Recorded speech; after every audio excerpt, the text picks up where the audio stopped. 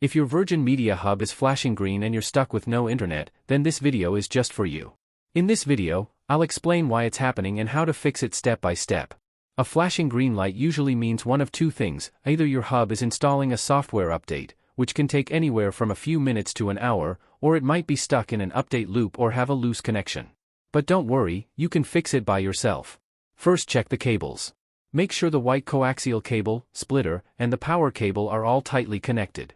Even a slightly loose cable can cause the green light to keep flashing. If everything looks fine, try restarting the hub. Simply unplug it from the power, wait for about 30 seconds, and then plug it back in. Give it a few minutes to boot up and see if the light turns solid white. Sometimes the green light just means it's finishing a software update, so it's worth waiting up to an hour before taking further action.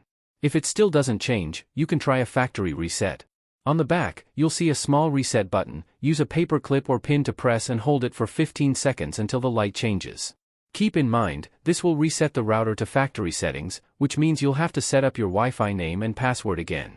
Now, if none of these steps work, it may be a hardware issue or a service outage in your area.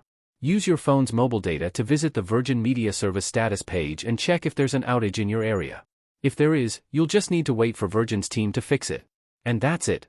Now you know what the flashing green light means on your Virgin Media hub and how to fix it.